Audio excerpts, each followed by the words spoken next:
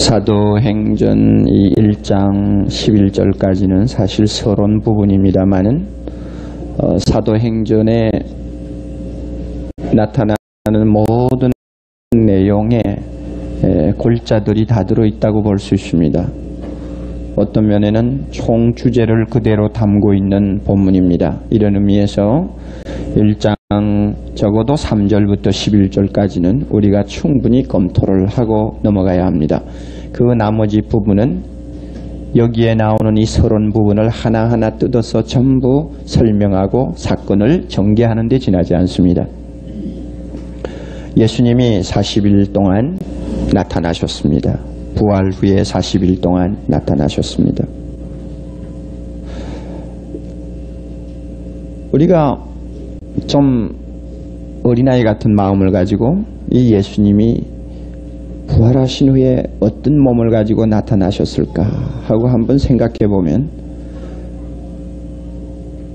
약간 좀 종잡지 못하는 그런 신비스러움이 있습니다. 예수님은 부활하셔서 분명히 제자들 앞에 나타나실 때는 본래의 모습 그대로였습니다. 뭐 더 달라졌다든지 그런 것 없었습니다.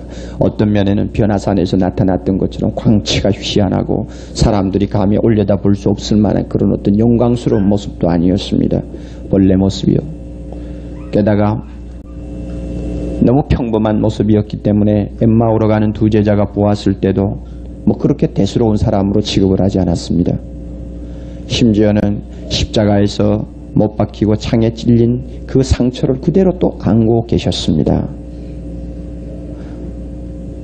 어떻게 보면 살과 뼈가 없는 용인 것 같이 느껴집니다만 주님이 친히 말씀하시기를 나는 살과 뼈가 있으니 만져보라고 그랬습니다.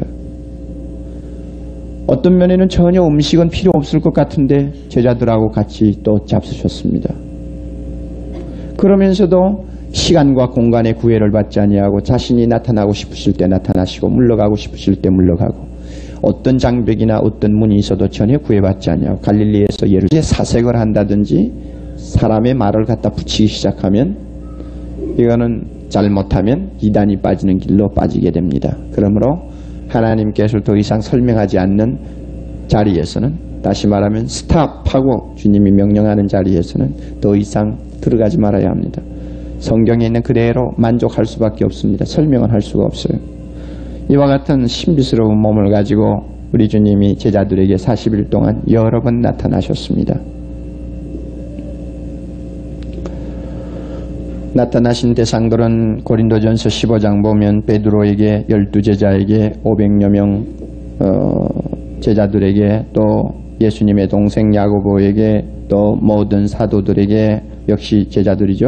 그 다음에 바울에게 이렇게 나타나셨다고 기록을 하시고 계시는데 여자들의 사건은 전부 제외를 했습니다. 그것은 여자들을 무시해서 제외한 것이 아닙니다. 그 당시 성경을 기록하는 패턴이 그랬습니다. 통계나 어떤 중요한 사건에서 여자들을 끼지 않도록 구약 때부터 성경 기록에 그 하나의 원칙이 되어 있었습니다. 사실 그러나 누구누구에게 나타났다는 이런 일련의 일람표를 쓸 때에 여자들이 전부 빠졌지만은 남자보다도 여자들이 훨씬 부활하신 예수님과 관계가 더 깊다는 것을 우리는 쉽게 알 수 있습니다. 500여 사람들에게 나타났을 때도 여자들이 끼었을까 안 끼었을까 그거는 물을 필요가 없습니다. 비록 숫자는 남자들만 해였지만은 통계상 여자를 안 넣으니까 숫자는 남자들만 넣었지만 그 가운데 여자들이 몇백 명이 끼어 있었는지 우리는 전혀 예상할 수가 없습니다. 또 모든 사도들이 있을 때 나타나셨다고 할 때도 우리가 성경에 보면 꼭 12명만 있은 자리가 아닙니다. 자주 보면 대표로 12명이라고 말하지만 그 주변에 몇 명이 끼어 있었습니다. 좋은 예가 다음에 우리가 검토하게 될 ματ대아라고 하는 사람입니다. 그 사람은 예수님이 세례를 받으신 이후부터 부활할 때까지 항상 떠나지 않고 12사도들과 함께 동행했다고 하는 것이 분명히 나타난 사람입니다. 그런 거 보면은 예수님이 부활하신 모습을 본 사람들 중에 오히려 여자들이 더 많았을 확률도 있습니다. 사실 부활하신 주님을 가장 먼저 만난 분이 누굽니까? 여자입니까? 남자입니까? 여자입니다. 예, 가장 먼저 만나신 분이 여자입니다. 그게 무슨 뜻이 없이 그냥 막달라 마리아가 너무 애절하게 예수를 찾으니까 나타났을까? 글쎄 그런 의미도 있겠지만 하나님 편에서는 큰 뜻을 갖고 계십니다. 제가 남자분들을 가소평가하는 것은 아닙니다. 그러나 복음사역에서는 여성들이 차지하는 그 비중이라는 것은 헤아릴 수 없이 큽니다. 그래서 좀 담이 큰 여자들 중에서 왜 여자 목사는 없느냐, 내가 여자 목사가 되겠다 하고 나설만도 합니다. 왜냐하면 교회 비례를 보나 여성들의 활동을 보면 그렇게 한번 해볼 만도 해요. 안 돼서 좀 가련하지만 교회에서도 어떤 교회는 그래요. 왜 여장로가 없느냐, 여장로를 뽑아라, 교회의 70%가 여자다 하고 막 항의하는 교단도 있습니다. 그래서 어떤 교단에는 여장로들이 있어요. 불행하게도 우리 교회 겨우 여성들은 여장로가 나올 수 없는 교회를 오셔서 안 됐지만, 그러나 우리 성경 원칙대로 합시다. 성경은 여자들을 그렇게 내세우고 앞세우고 하잖아요. 오히려 여자들을 앞세우고 내세우고 막 남자보다 위에 앉히고 하면 꼴 보기 싫어요. 이상해요. 참 이상하다고. 왜 그런가 하면 하나님이 그렇게 질서를 만들었어요. 항상 여성은 여성의 위치에서 아름답고 남성은 남성의 위치에서 아름답고, 이걸 자꾸 뒤집으려고 해서 여권운동, 여권해방운동, 자유부인하고 떠드는데, 그래봐야 뭐예요? 결국 여자지요. 그래봐야 여자고, 자기 하나님께서 창조 때 정해놓은 그 범위를 벗어나지 못하면서 괜히 발부둥을 친다고요. 그러니 우리 성경은 참 망고불변의 진리입니다. 여성은 여성의 위치에서 아름다운 거예요. 그러나 받을 은혜는 남자 못지않게 하나님이 큰 은혜 주시는 거 우리가 잘 압니다. 여러분, 예수님이 40일 동안 제자들에게 자주 나타나실 때는 어디 계셨다고 생각됩니까? 왜냐하면 승천 문제가 뒤에 나오니까 한번 결부를 시켜봅니다. 예수님이 승천하시기 전까지는 공중에 배회하고 다녔나요? 아니면 어느 지구 모퉁이에 앉아서 혼자 계시다가 나타나고 싶을 때 갑자기 나타나시고 그랬을까요? 이것도 약간 좀 사색이 흐르기 쉬운 하나의 이야기인데, 그러나 승천을 우리가 좀 다른 차원에서 생각을 하려고 하면 한번 검토를 해야 되겠어요. 아마 이 가운데서 예수님이 40일 동안 머리 둘 곳이 없어서 공중에 배회하고 돌아다녔다고 생각하지는 절대 않을 겁니다. 그렇죠? 그러면 제자들에게 나타나지 아니하는 시간에는 어디에 계셨을까? 미지수예요. 그러니까 여기에서 우리가 생각할 것은 꼭 승천 때에 예수님이 하나님 우편에 가셨는가 하는 문제입니다. 꼭 승천 때 올라가시고 그 전에는 올라가지도 못하고 지상에서나 공중에 계셨는가 하는 문제를 우리가 생각할 수 있는데, 우리가 상식적으로 보아도 그 둘을 나눈다는 것은 좀 이상합니다. 대부분의 학자들도 그렇게 생각합니다. 예수님이 부활하신 후에 이미 영광을 받으신 분입니다. 그렇죠? 부활을 통해서 영광 받으셨다고 그랬지 승천을 통해서 영광 받으셨다고 하지 않습니다. 부활을 통해서 그는 하나님 우편에 앉으셨다. 십자가, 부활, 하나님 우편의 영광, 이렇지 꼭 승천의 과정을 거쳤으니까 예수님이 하나님 우편에 앉으셨다. 이렇게 꼭 공식적으로 나누는 것은 좀 이상합니다. 그러면 승천은 뭐냐? 제 이야기 여러분 따라옵니까 지금? 따라오고 계세요? 그러면 예수님이 부활하신 후에 즉시 그는 영광 받으신 분이요, 하나님 우편에 이미 앉으신 분이요, 이미 승리하신 분이요, 그 하늘과 땅의 모든 권세를 하나님이 자기 손에 주신 거 이미 공포하신 분이요, 교회를 세상에 파송하신 분이요, 부르실 자를 부르신 분이요, 모든 권세 다 가진 분입니다. 그러면 승천이 뭐냐? 승천할 때 보니까 제자들이 보니까 어떻게 했나요? 들려 올라갔죠. 들려오는 천사 두 분이 양쪽에서 호위를 하시고, 그 다음에 조금 있으니까 구름이 가리워서 보이지 않고 사라졌습니다. 어디를 가셨을까요? 어디를 가셨어요? 하늘로. 하나님 참 감사하세요. 왜냐하면 우리가 이해할 수 있는 말로 가지고 전부 표현을 합니다. 그렇지 아니하면 우리의 이 개념이 윤곽을 잡을 수가 없어요. 그러니까 하나님께서 우리가 알아들을 수 있는 방향으로 인도하시고, 그런데 이 성천의 사건은 뭐냐? 제자들 보기에 올라가셨어요. 그러면 진짜 공중으로 가버리셨느냐? 그건 말도 안 돼요. 공중에 어디를 간단 말입니까? 그 성천의 사건은 이것입니다. 예수님의 지상 사역, 그리고 자기 몸을 실제로 제자들에게 보여주는 그 사건은 이제 완전히 종결되었다는 것을 제자들에게 마지막으로 보여주는 하나의 장면이었습니다. 이제는 예수님께서 육신의 모습으로 제자들 앞에 나타나는 일은 이제 전부 끝났다. 이제는 예수님께서는 완전히 자기 사역 끝내시고 하나님의 나라에 계신다 하는 것을 제자들에게 시각적으로 분명하게 보여주는 하나의 사건이 승천이었습니다. 그러므로 승천할 때 그가 올라가신 모습이 보였지만은 40일 동안 제자들에게 나타나지 아니하실 때에 계셨던 그 상황 그대로 다시 돌아가신 겁니다. 그렇게 우리는 보는 것이 좋은 것입니다.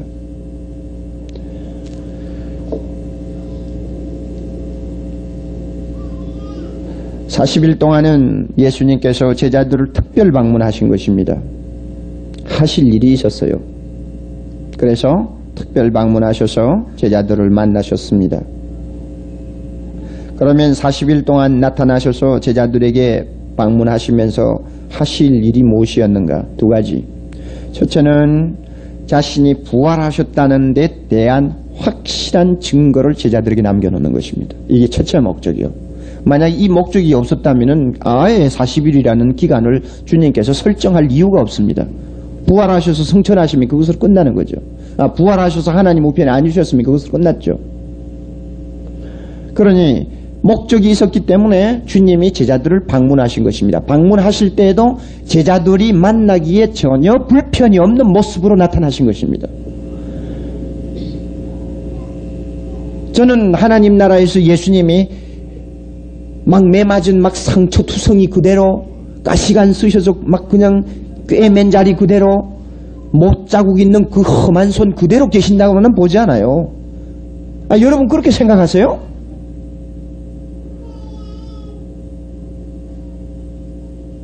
그렇다면 나도 이 흉터가 하나 있는데 이거 끝까지 안 남고 끝까지 남을 가능성이 있죠. 그것은 어디까지나 바로 제자들 앞에 나타나신 그분이 십자가를 지신 분이요. 제자들이 3년 동안 따라다니시던 그 구주 예수 그리스도라는 것을 제자들로 하여금 의심하지 않도록 제자들을 위해서 나타난 모습이지, 꼭 엠마오로 가던 허름한 옷을 입은 나그네처럼 하늘에 계신다, 또 뭐 못자국을 그대로 가지고 계신다, 뭐 어떤 또 설교자는 지금도 피가 툭툭 떨어지는 두 손을 들고 하나님 앞에 기도하신다. 물론 주님의 그 십자가의 은혜를 우리가 좀 그리면서 감상하기는 좋은 일이지만 진짜 피가 툭툭 떨어지는 손을 그대로 갖고 계시나요 지금도? 예, 그것은 일종의 이제 묘사지요. 묘사고, 우리가 십자가의 공로를 좀 참 크게 생각하기 위해서 좀 우리에게 적절하게 표현하느라고 그러는 것이지, 하나님 우편에서 주님의 모습이 얼마나 영광스럽겠어요. 온 천군 천사가 무릎 꿇고 경배하며 멸관을 벗어 드리는 그 영광을 우리가 어떻게 표현합니까? 표현할 수가 없죠. 그러니 40일 동안 주님이 나타나신 목적은 내가 바로 십자가에 죽은 그 예수 그리스도라는 것을 제자들에게 확인시키는 것이 목적이었습니다. 그래서 40일 끝나자 그것이, 그 일이 이제 완전히 주님 보시기에 만족할 만큼 완결이 된 것입니다. 이제는 제자들이 조금 더 의심하지 않을 수 있도록 주님이 준비시키셨다고 확신하신 것입니다. 또 하나 목적은 제자들이 예수님의 일을 계승할 수 있도록 준비 작업한 것입니다. 그래서 오늘 우리가 읽은 본문 보면 3절에 주님은 40일 동안 제자들에게 나타나셔서 다른 말씀하시지 않고 하나님 나라에 관해서 말씀하셨다고 했습니다. 자, 이 문제는 우리가 조금 이따가 돌리고요. 여러분, 예수님이 승천하실 때 이 구름이 주님을 가렸다고 분명히 말씀하고 계시는데, 이 구름에 대해서도 우리가 이해를 좀 해두시는 것이 좋습니다. 조개구름인지 뭉게구름인지 무슨 구름인지 우린 잘 모르지만 우리가 하늘에서 보는 그런 구름하고 생각하지 마세요. 우리가 알아들을 수 있는 표현인데,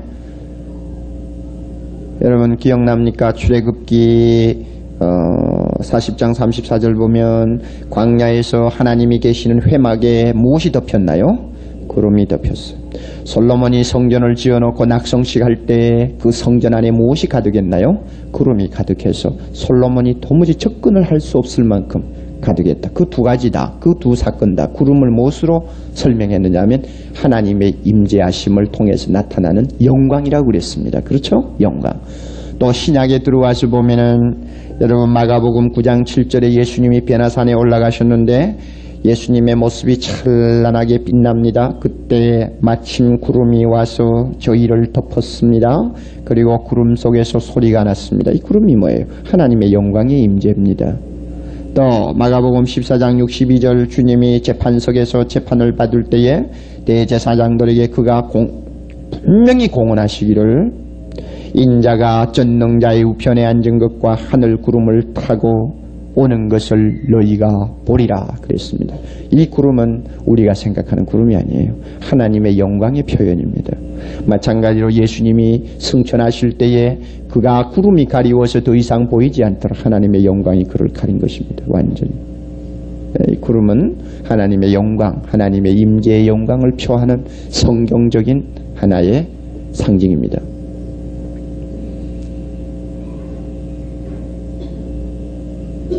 장차 우리가 주님 맞이할 때도 마찬가지겠죠.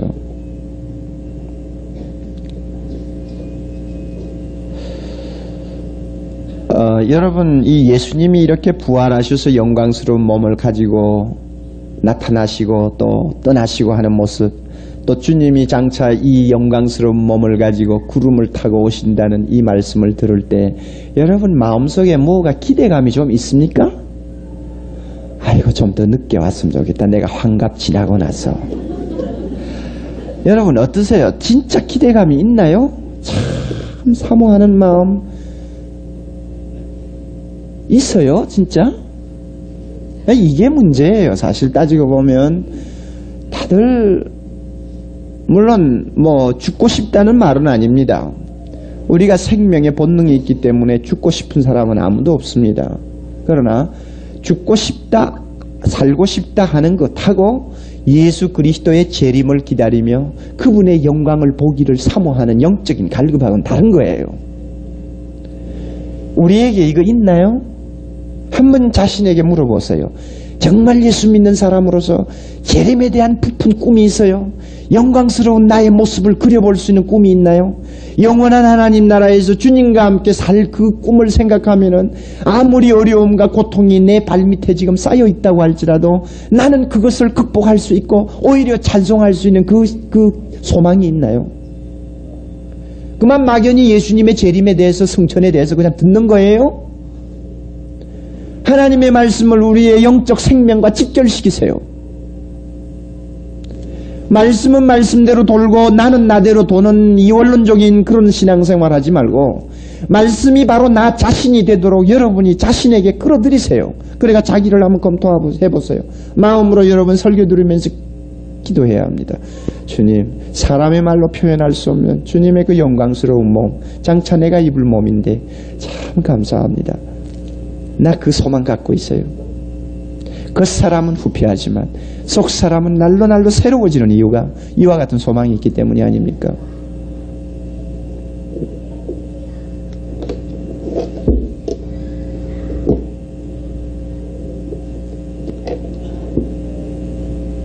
저는 항상 이런 소망을 가지고 삽니다. 그러지 아니하면 이 세상의 것 가지고 무엇이 낙이냐 하고 물을 때에 대답할 말이 하나도 없어요. 저에게 무엇이 낙이냐고 물는다면 기다리는 낙입니다. 소망의 낙입니다. 이 목사가 되다 보니까 사람이 건늙어 가지고요, 조로를 해가지고 말이죠, 겉보기는 새파랗게 젊어 보이는데 속은 도대체 좋은 것도 없고 나쁜 것도 없어요. 왜냐하면 이 목사는 성경 말씀을 통해서 인생의 그 밑바닥을 너무 샅샅이 뒤지는 사람이요, 세상이 갖고 있는 그 허구성에 대해서 너무 염증을 느끼는 사람 중에 하나입니다. 인간이 성공했다, 아름답다, 건강하다, 사실 그것이 무엇이냐 하고 따질 때 성경 말씀을 가지고 그가 하나하나를 분석하면은 남는 것은 하루아침에 꽃과 같은 것밖에 남지를 않아요. 그러니까 세상을 사는 맛이 무엇이냐? 기다림의 맛입니다. 그러므로 그 기다림이 있기 때문에 더 열심히 일하려고 그러고 더 최선을 다하려고 그러죠.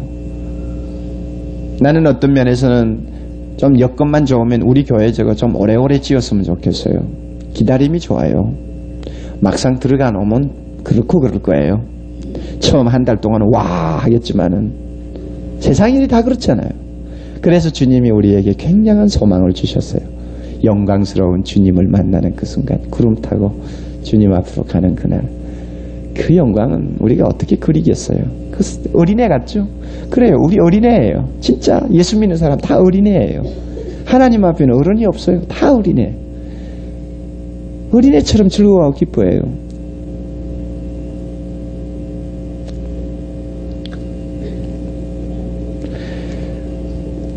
(40일) 동안 예수님이 제자들과 나눈 중요한 주제는 하나님 나라라고 했습니다.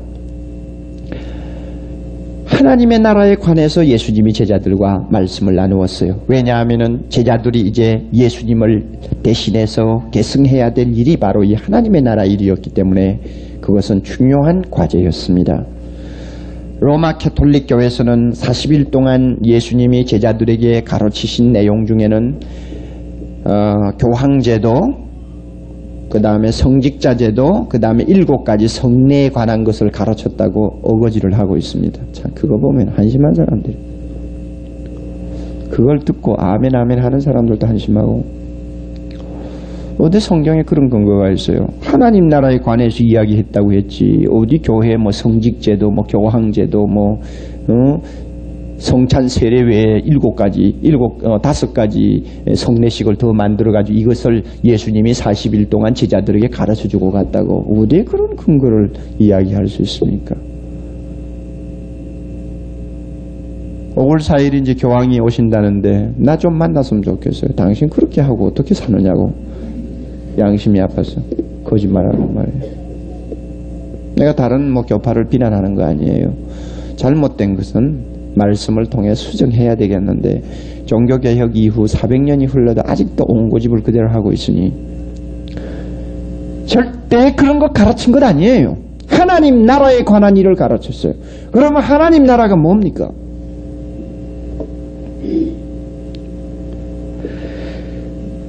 예수님의 지상사역은 처음부터 하나님의 나라에 관한 것입니다.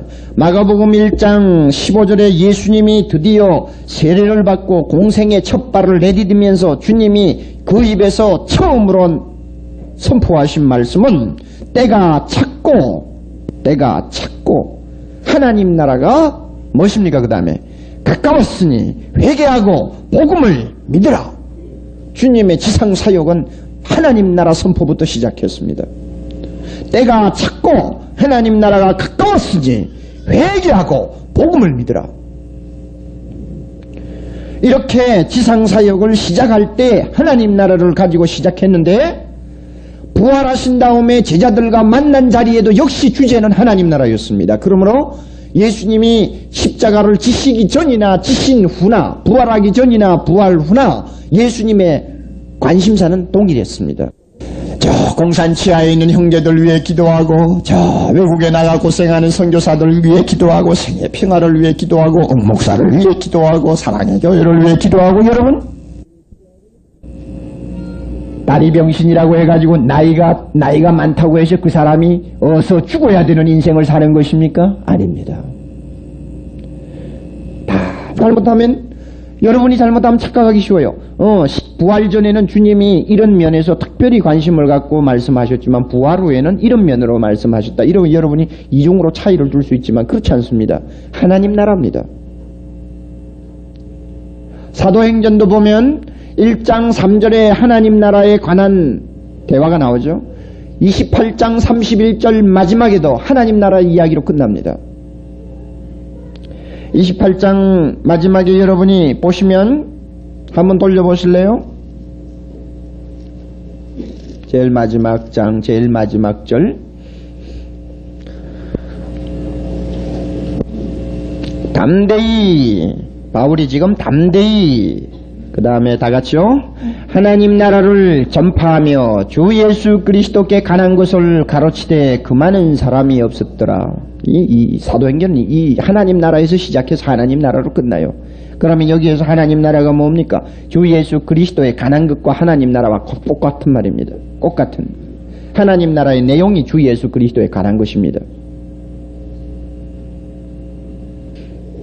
그래서 40일 동안 제자들은 자기들을 방문하신 예수 그리스도와 함께 하나님의 나라에 관한 특별 교육을 받았습니다. 그런데도 제자들은 끝까지 풀리지 않는 문제를 갖고 있었습니다.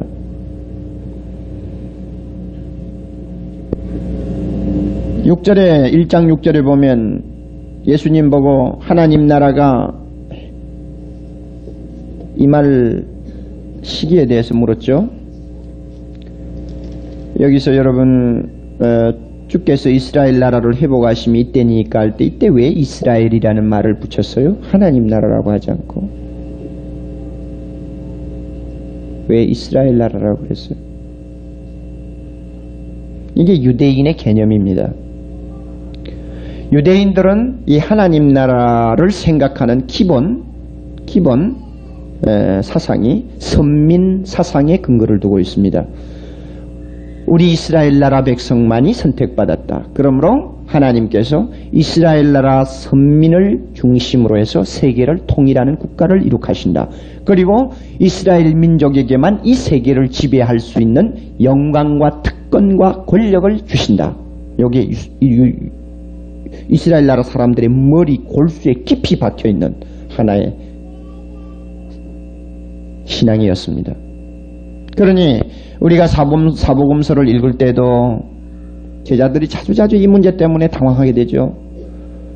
주님이 하시는 말씀을 전부 그런 식으로 해석한다고요. 아, 예수님이 이제는 등극하시면 이스라엘 나라가 이제 세계를 지배하게 되는구나. 항상 이렇게만 착각을 하고 있다고요.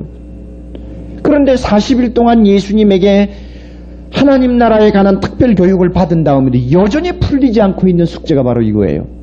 하나님 나라라고 그러지 않았어. 이 사람들 이스라엘 나라가 회복되는 것이 이때니까 끝까지 자기 민족을 중심으로 한 세계 통일을 지금 고집하고 있는 것입니다. 그리고 여기서 회복이라고 하는 말이 또 재미있습니다. 지금 이스라엘 나라가 속국이 되어 있지 않습니까? 사실 여러분 이스라엘 나라를 지도로 한번 보세요. 길이가 120마일이요 폭이 40마일. 어느 정도입니까? 120마일에 40마일이면 어느 정도입니까? 이거 어느 정도입니까? 우리나라 경기도, 충청도, 강원도 합한 것만 하나요? 별거 아니에요. 조그만하다고요. 그런 조그만한 나라가 몇백 년을 거쳐서 바벨론, 아수르, 히랍, 로마 차례차례로 강대국의 정복을 당해가 지배를 받고 왔습니다. 그러므로 현실적인 면에서 볼 때는 이 이스라엘 나라가 세계를 지배하는 어떤 파라다이스를 건설하리라고는 도무지 생각할 수 없는 전혀 근거가 이제는 없어져 버린 그런 상황이에요. 절망적인 상황이에요. 그런데도 이 이스라엘 백성들은 끝까지 고집을 합니다. 반드시 온다. 지금도 전천년설을 주장하는 사람은 끝까지 그걸 고집하죠. 온다고 생각합니다. 그래서 그들은 하나님 나라라고 말하지 않고 이스라엘 나라가 언제 회복되겠습니까? 언제 해방받아서 세계를 지배하는 1등 강국이 되겠나이까?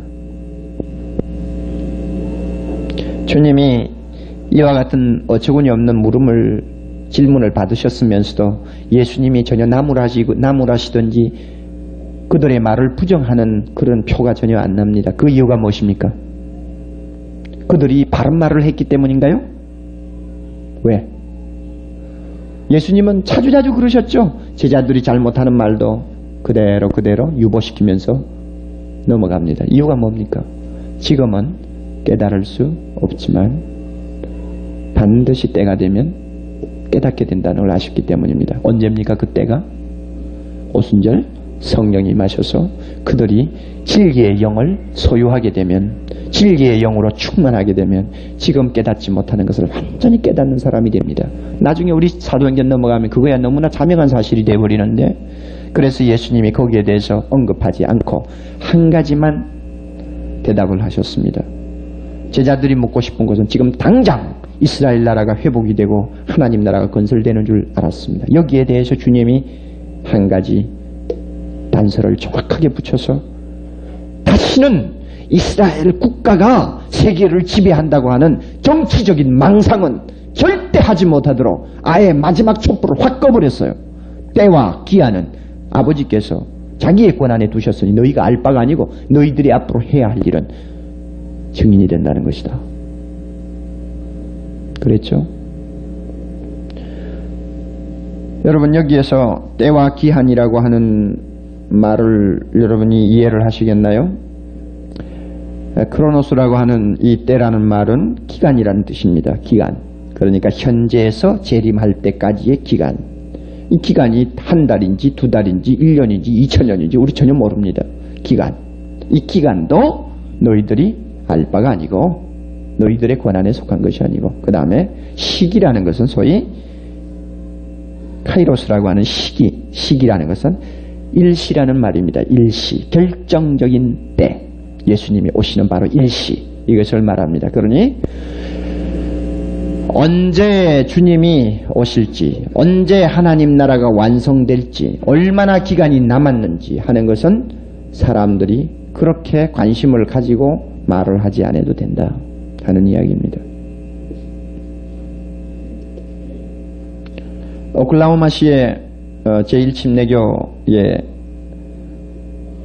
강사로 초빙되었던 어떤 유명한 부흥사가 그 교회에 와가지고 무슨 재림론을 강의를 했는지는 잘 모릅니다만, 어떻게나 예수님의 재림에 대해서 임박했다고 하는 초조감을 가지고 강조를 많이 했는지 당장 임하신다고, 준비해야 된다고 막 역설을 했습니다. 여러분, 이건 나쁜가요? 나쁩니까? 요사이 이단들이 하도 그런 그 잘못된 메시지를 너무 악용하니까 우리 건전하게 말씀을 배우려고 하는 사람들은 예수님이 임박하셨다, 재림이 가까웠다 하는 말을 그렇게 성급하게 막 주장을 안 하려고 하는 또 그런 경향이 좀 있어요. 그런데 어떻습니까? 이것은 주장해야 됩니까? 안 해야 됩니까? 예수님도 깨어있으라, 등불을 들고 기다리라. 예수님도 굉장히 초조한 자세로 가르쳤다면 2000년이 지난 오늘 우리는 어떻습니까? 그만큼 더 적극성을 가지고 강조해야 되는 것은 사실입니다. 이게 잘못된 거 아니에요. 그런데 이 양반은 조금 지나쳤던 것 같아요. 부흥의 기간 동안 한참 그렇게 가르치는데, 부흥의 기간 동안 오후에 시간이 있어서 오클라호마시를 자기가 이제 드라이브를 하고 내려가는데, 자기가 예배 시간에 만났던 그 교회 어떤 장로님인지 집사님인지 하는 분 집을 지나가는데 그 정원에서 나무를 심고 있었습니다. 미국 사람들 울다리가 없으니까 다 보이잖아요. 나무를 심고 있어. 그래서 이 양반이 화가 났습니다. 강사가 차를 세우고 내려가가지고는 찾아가서, 어쩌냐게 제가 당신에게 설교한 것 잘 못 들으셨나요? 내 설교를 당신이 거부하는 것입니까? 그러니까 나무를 심는 사람이 깜짝 놀래가지고, 목사님 무슨 말씀을 하시죠? 예수님의 재림이 가까웠다고 했지 않습니까? 가까웠는데 무슨 나무를 심고 있습니까? 아니, 단지 우리 정원에 나무가 좀 필요해서 심고 있는 중입니다. 이 나무가 자라가지고 무슨 열매 딸 때까지 주님이 안 오실 것 같아요? 그런 어리석은 짓 하지 말고 주의 일이라 열심히 하십시오 이랬다고요. 여러분, 이런 정도면 어떻게 됩니까? 어떻게 돼요? 아마 만약에 이렇게 가르친다면 참 혼란이 대단히 일어날 것입니다. 한마디로 말해서 내일 죽을 테니까 오늘 소 잡아 먹자는 식인데 그냥 다 그냥 집어치우고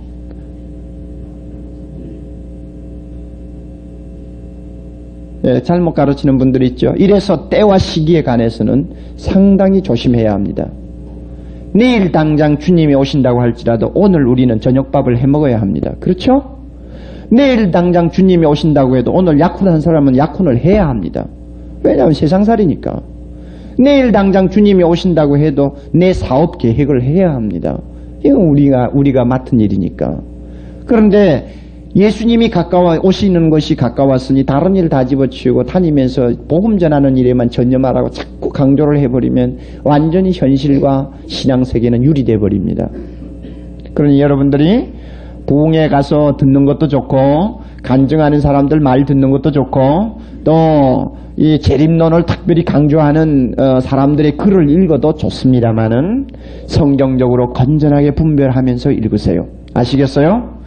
예, 많은 사람들이 휴거를 읽고는 상당히 흥분을 하고 굉장히 긴장을 하는 것을 많이 보았습니다마는 휴거 그 책 좋아요. 그러나 아무리 휴거가 아니라 대휴거를 읽었다고 해도 여러분이 현실 생활을 무시해버리면 그 사람은 주님 기다리는 사람이 아닙니다. 그건 논팽이지. 그렇죠? 예.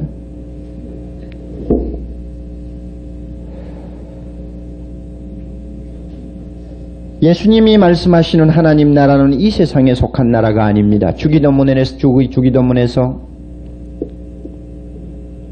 주의 나라 뭐죠? 주기도문에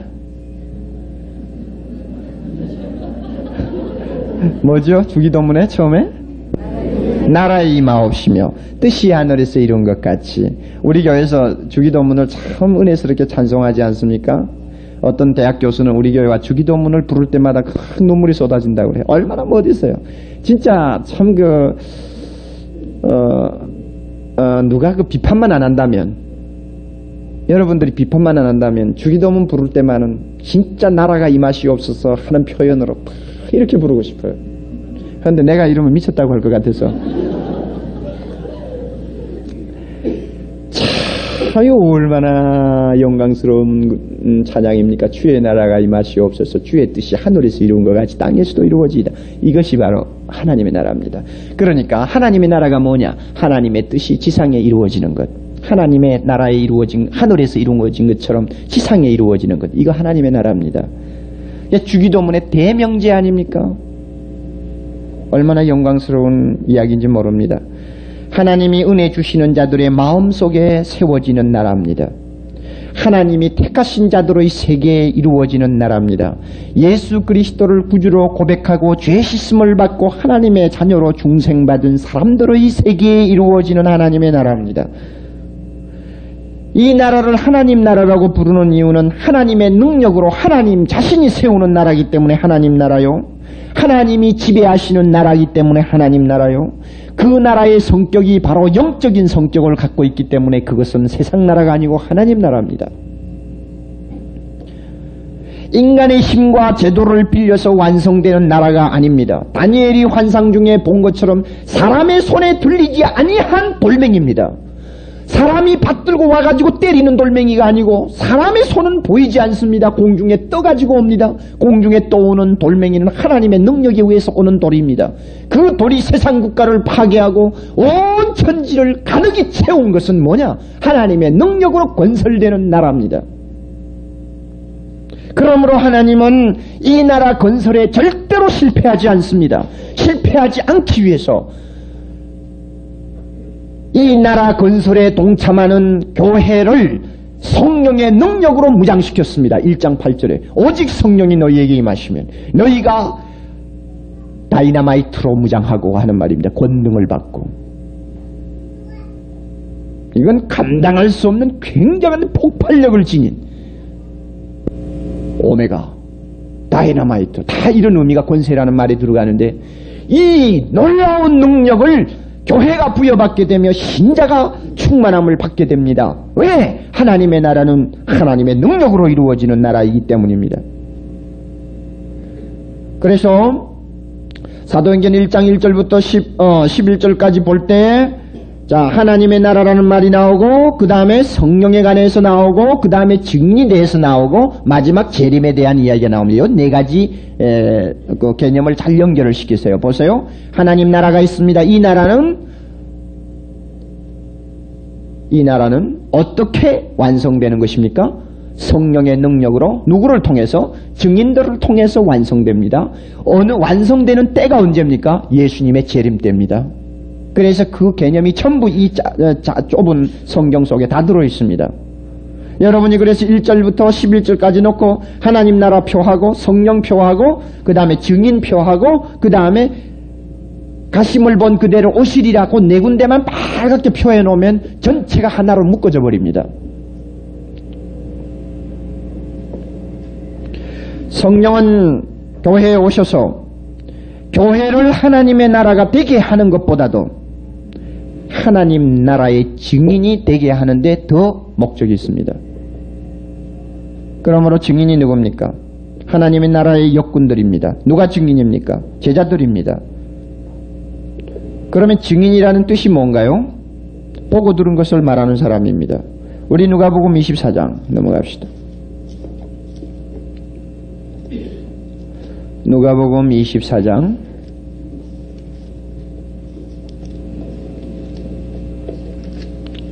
24장 45절부터 제가 읽으면서 몇 가지 지적해 드립니다.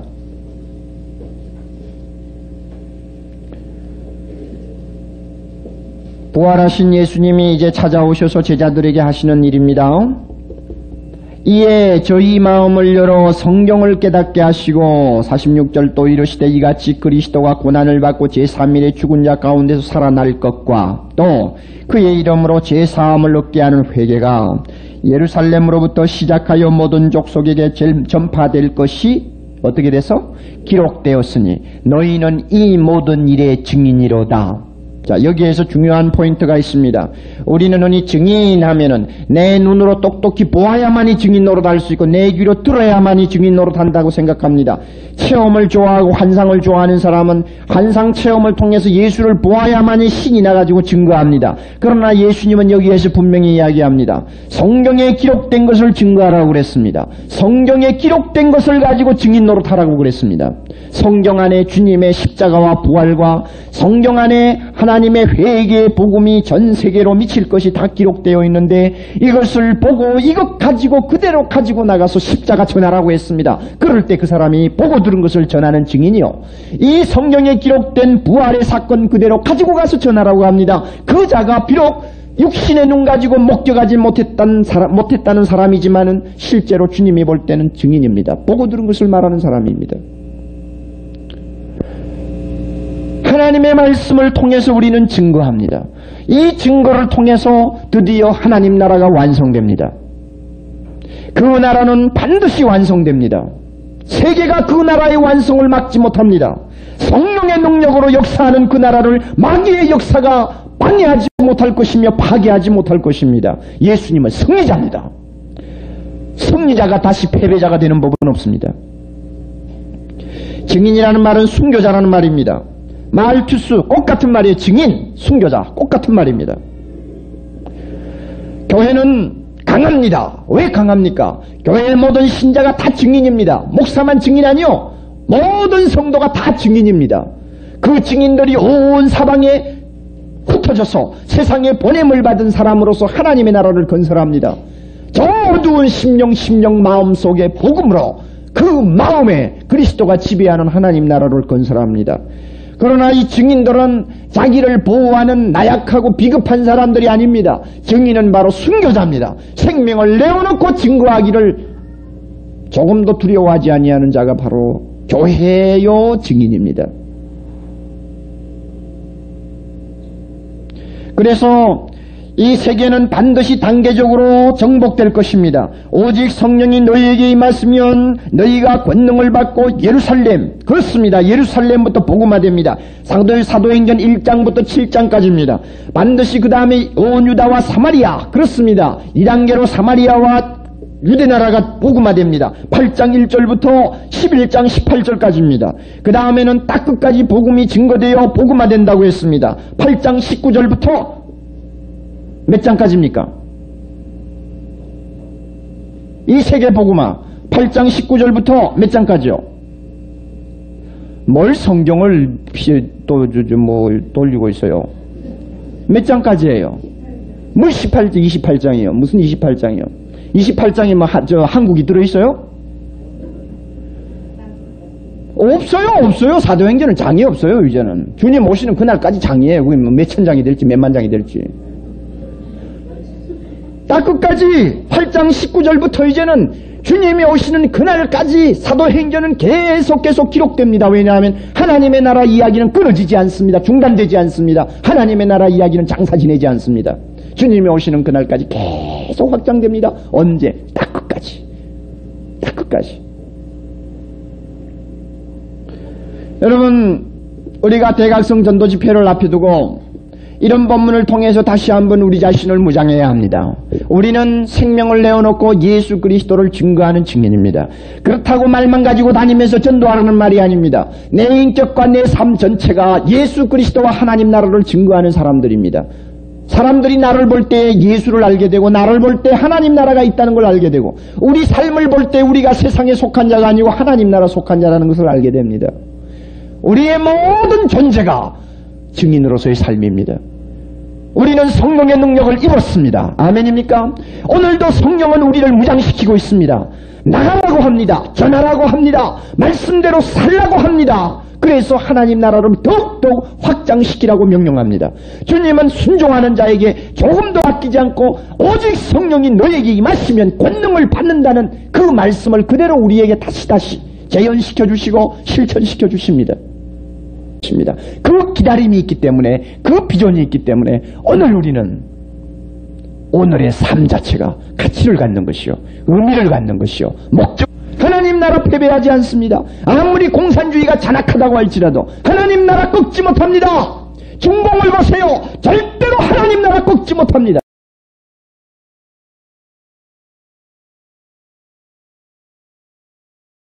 절대로 하나님 나라 꺾지 못합니다. 반드시 승리해야 합니다. 주님이 오시는 그날 영광스러운 모습으로 우리가 그분을 만나는 그날 우리는 승리의 개가를 부를 것입니다. 그 기다림이 있기 때문에 그 비전이 있기 때문에 오늘 우리는 오늘의 삶 자체가 가치를 갖는 것이요 의미를 갖는 것이요 목적을 갖는 것입니다.